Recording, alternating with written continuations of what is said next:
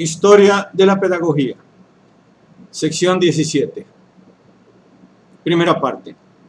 La cultura y la educación en la antigüedad. 6. Platón. 26. Segundo periodo.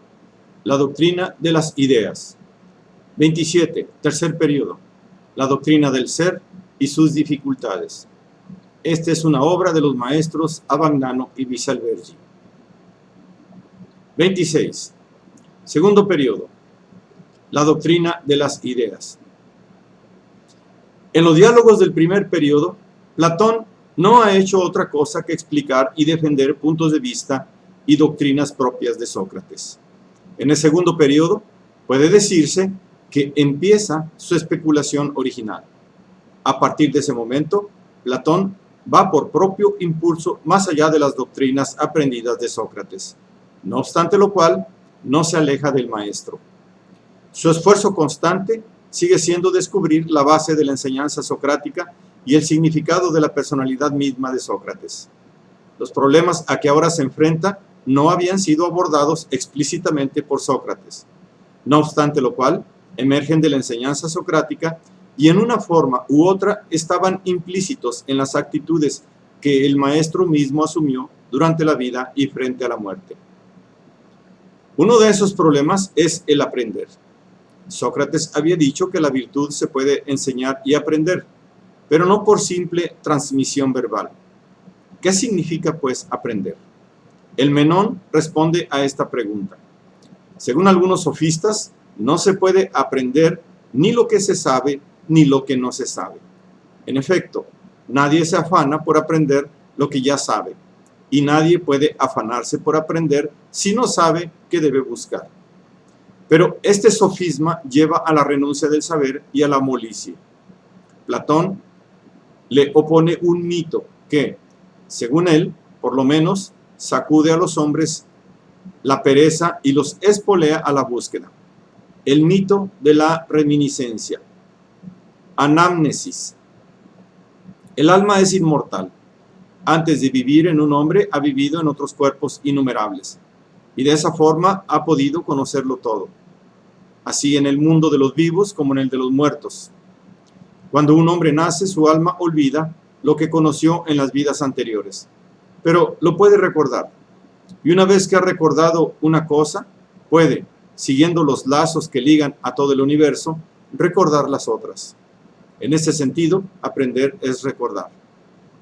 Prueba de ello es que incluso un ignorante, oportunamente interrogado, puede responder con exactitud acerca de cosas de las que no ha oído hablar jamás, nunca. Este mito supone, evidentemente, la inmortalidad del alma y la creencia pitagórica en la transmigración.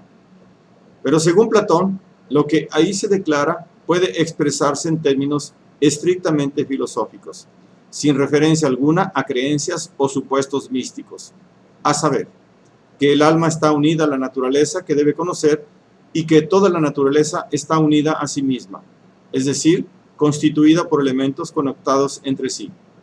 Por obra de su unidad con la naturaleza, puede el alma conocer a ésta, y por obra de la unidad de todas las cosas que constituyen la naturaleza, el alma que llega a conocer una de esas cosas puede, partiendo de ella, conocer a las demás.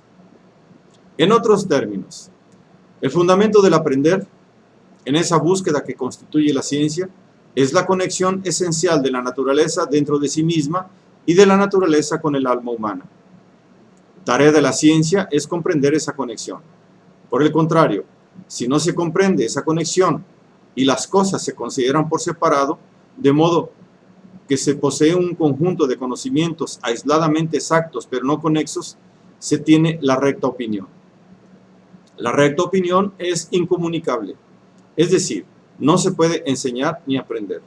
Por tanto, aunque algunos hombres posean suficiente sagacidad y experiencia para dirigirse a sí mismos y a otros, no serán buenos maestros de virtud por estar desprovistos de ciencia. Solo la ciencia es comunicable, es decir, susceptible de ser enseñada y aprendida. Pero el problema fundamental que emergía de la enseñanza de Sócrates era justamente el de la ciencia, el del valor de la ciencia. La ciencia es indudablemente el verdadero conocer. Pero, ¿en qué consiste la verdad? ¿Cuál es el objeto al que se dirige la investigación científica? Respondiendo a esta pregunta, Platón se expresa como sigue en el Fedón. Al hombre no conviene indagar, a propósito de sí mismo, como de las otras cosas, sino lo que es óptimo y perfecto. Ello lo pondrá necesariamente en la capacidad de reconocer también lo peor, ya que la ciencia de lo mejor y la de lo peor son lo mismo. Por tanto, la ciencia debe tener como fin indagar, así en el hombre como en las demás cosas, lo que es óptimo y perfecto. Su objeto es pues la perfección o, como diríamos en lenguaje moderno, el valor. Pero lo perfecto, lo que vale, es también, según Platón, lo estable, lo duradero, lo inmutable. El objeto de la ciencia, en cuanto a valor, al objeto de la ciencia, en cuanto a valor, pertenecen los atributos del ser de Parménides. La ciencia es, pues, conocimiento estable, duradero y perfectamente válido, justo y solo porque es su objeto. La realidad sobre la cual indaga es estable, duradera y perfectamente inmutable. En otros términos, la verdad de la ciencia depende de la perfección de su objeto. Este punto de vista excluye que se puedan constituir en objeto de la ciencia las cosas del mundo sensible. Tales cosas son múltiples y diversas, nacen, mueren y están sujetas a perpetua mudanza. Por otra parte, por mucho que puedan poseer en cierto grado un determinado valor y ser, por tanto, más o menos bellas, buenas, útiles, etc., no tendrán nunca la perfección ni la inmutabilidad del valor. Por ejemplo, un objeto bello no será nunca la belleza perfecta, e incluso el grado de belleza que posea estará siempre amenazado de destrucción por la mudanza a que están condenadas todas las cosas sensibles. Esto significa que el objeto de la ciencia no pertenece al mundo sensible y no se puede identificar con las cosas de este mundo. El objeto de la ciencia es lo bello, lo bueno, lo justo, lo útil, etc., tal y cual son en sí mismos y no como aparecen en las cosas sensibles. Pero estos objetos son objetos reales y no simples pensamientos de la mente humana. Son la realidad misma en su ser más íntimo, en su sustancia. Son las realidades últimas, no solo del hombre y la civilización, sino incluso del mundo en que vive el hombre y de todo tipo o forma de ser. Lo bello, lo bueno, lo útil, lo justo, etc., que Sócrates se había preocupado por poner al descubierto en la vida individual y asociada de los hombres, y que por consiguiente seguían siendo para Sócrates puros ideales o reglas de acción para el hombre, constituyen para Platón realidades objetivas, sustancias que subsisten por propio derecho y sobre las cuales se modelan las realidades imperfectas y disminuidas del mundo sensible. El ser es sustancialmente valor. Tal es la tesis fundamental de Platón. A los valores que constituyen el ser, lo bello, lo justo, lo verdadero, el bien, etc., los llama Platón ideas. Pero este término no tiene para Platón el significado subjetivo y mental que ha adquirido para nosotros. Una idea es para nosotros un acto de nuestra mente, un pensamiento. Para Platón es una sustancia, una realidad objetiva, una perfección que subsiste en sí y por sí con pleno y propio derecho. Según Platón, a este género pertenecen también las determinaciones matemáticas, los números, lo más, lo menos, lo igual, etc. También las determinaciones matemáticas son, según Platón, perfecciones o valores. En efecto, todas ellas son expresiones o manifestaciones de la proporción, el orden y la armonía. Y proporción, orden y armonía son otros tantos nombres de la unidad, la belleza, el bien.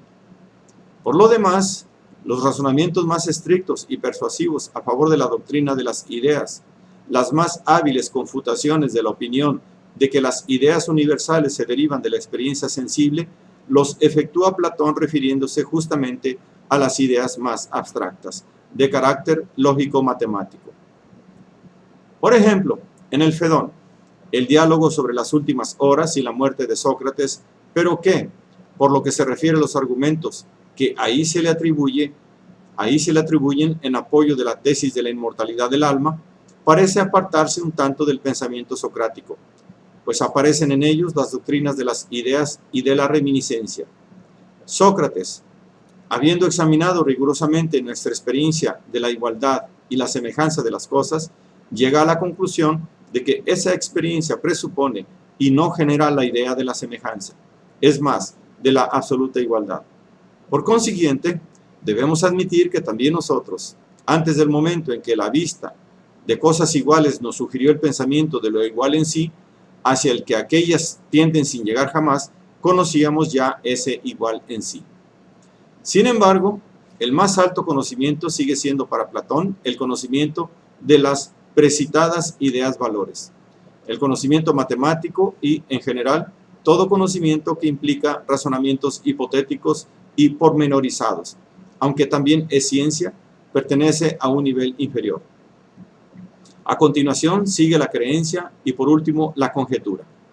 En la famosa alegoría de la caverna, República 7, Platón simboliza los 4 grados del conocimiento. Los hombres son como prisioneros en una caverna, sujetos por cadenas que solo les dejan ver la pared del fondo, pero los hombres son como prisioneros en una caverna, sujetos por cadenas que solo les dejan ver la pared del fondo, sobre la que se proyectan las sombras de los objetos que cierta gente lleva y hace pasar ante una hoguera que arde a la entrada. Las sombras simbolizan la experiencia sensible y la simple conjetura concomitante a esta, gracias a la cual a veces se puede adivinar algunas secuencias de imágenes. Empero, si esas secuencias se presentan con una cierta regularidad, los hombres pueden llegar a creencias más fundadas. Si uno de los prisioneros lograra liberarse y ver la hoguera, los objetos reales y los hombres que los llevan, adquiriría la ciencia, si bien en forma aún limitada, en el aspecto discursivo o dianoético. La contemplación total, la intelección sintética de la realidad, conocimiento poético, la obtendrá únicamente quien salga a la luz del sol y con oportunos y pacientes ejercicios logre contemplar el astro rey como causa última y efectiva de cuanto existe en el mundo. Los 4 grados son pues conjetura, creencia, conocimiento dianoético y conocimiento noético. Adviértase que entre los primeros 2 y los últimos hay de por medio el acto decisivo de liberación de las cadenas que permite volverse bruscamente de las sombras a la luz y que Platón denomina una conversión con todo el alma del mundo del devenir a la contemplación de lo real. En todo esto hay un ahondamiento importante del intelectualismo socrático. Es verdad que el conocimiento del bien se identifica idealmente con la actuación del bien, pero para poder conocer el bien se requiere un esfuerzo heroico y decisivo. Hay que vencer la resistencia y pereza de los sentidos. El alma humana no está hecha únicamente de razón, alma racional, sino también de fuerza pasional, alma irascible, y deseos sensibles, alma concupiscible. Según la famosa alegoría del Fedro, se le puede representar como un coche al cual está uncida una pareja de caballos alados, uno de los cuales tiende a subir, mientras que el otro tiende a bajar, símbolos, respectivamente, del alma irascible y el alma concupiscible. El auriga, el alma racional, debe hacer que los 2 caballos se dirijan hacia lo alto, hacia la contemplación de las ideas, que es el único nutrimento de las alas de los caballos. De este modo, Platón revalida el aspecto afectivo, las fuerzas del sentimiento, en las que distingue, empero, un aspecto positivo, alma irascible, y un aspecto preponderantemente negativo, alma concupiscible. Otra fase de esta revalidación es el mito de Eros, puesto en boca de Sócrates en el Simposio. Eros o amor no es verdaderamente un dios, porque la divinidad, siendo perfecta, no podría aspirar a nada de diverso de lo que es o posee. Es un semidios, un demonio, hijo de riqueza y de pobreza. Solo quien tiene y no tiene, quien es simultáneamente perfecto e imperfecto, en el sentido de que siendo imperfecto tiene una idea de la perfección, puede aspirar a ella con todas sus fuerzas, puede esforzarse por alcanzar un bien que no posee, pero vislumbra. 27. Tercer periodo. la doctrina del ser y sus dificultades. Antes de ocuparnos de lo que nos interesa sobre todas las cosas, las teorías políticas y educativas de Platón, complementaremos rápidamente el cuadro de desarrollo de sus concepciones teóricas. En efecto, gran parte de los diálogos de este periodo se debaten con las no pequeñas dificultades que el mismo Platón advierte como inherentes a su doctrina, anticipándose a casi todas las objeciones que harán más tarde Aristóteles y otros pensadores. Es posible que se haya visto llevado a ello por el mismo Aristóteles, discípulo activísimo de la academia. Si las ideas tienen una existencia autónoma, o por mejor decirlo, constituyen el verdadero mundo del ser, ¿qué relaciones tienen con el mundo de nuestra experiencia? Existe, sí, una relación subjetiva establecida en las almas humanas que han contemplado las ideas y las recuerdan en presencia de experiencias correspondientes en el mundo sensible, reminiscencia. Pero para que esto acontezca, debe existir también una relación objetiva entre las ideas y las cosas particulares. Ahora bien, si las ideas constituyen una especie de ser parmenidio, cerrado e inmóvil, y las cosas fueran únicamente multiplicidad y fluir continuo, no sería posible ninguna relación entre los dos mundos. Por tanto, Platón revalida las distinciones en el seno de las ideas y en el sofista niega que sean inmóviles. El mundo de las ideas es un mundo espiritual y por lo mismo dinámico. Las ideas son causas finales del mundo sensible, es decir, perfecciones a las cuales el mundo sensible aspira, participando de ellas en forma incompleta. En el Timeo, para dar una imagen intuitiva de este carácter finalístico de las ideas o de la dinamicidad del proceso de participación de las cosas en aquellas, representa la creación, o mejor dicho, la formación del mundo, como realizada por un divino artífice, en griego, demiurgo, que plasma la materia contemplando las ideas. Así pues, las cosas imitan a las ideas. Pero esta relación de imitación probablemente no quiere ser en Platón algo diverso en Platón no quiere ser diverso de la de participación, sino más bien una traducción de esta en términos más fáciles e intuitivos.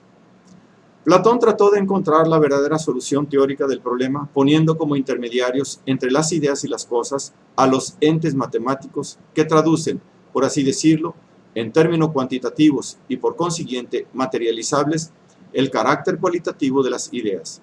Platón concibe a la materia prima en un modo que querría ser puramente geométrico, dado que la academia había perfeccionado la teoría de los sólidos regulares, es decir, susceptibles de ser inscritos dentro de una esfera y cuyas caras son iguales: tetraedro, cubo, octaedro, icosaedro, dodecaedro.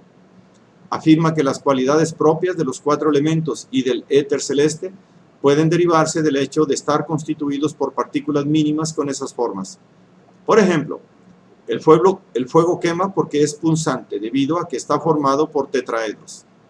Los sólidos regulares con las puntas más agudas. Posiblemente, a la formulación de estas ideas no fueron extrañas las ideas que profesaba Demócrito, contemporáneo de Platón, pero que éste no nombra jamás, acaso por aversión a su rígido mecanicismo. Por su parte, Platón no puede aceptar sino algunos aspectos de la teoría atomística, insertándolos en la visión finalística simbolizada por el demiurgo.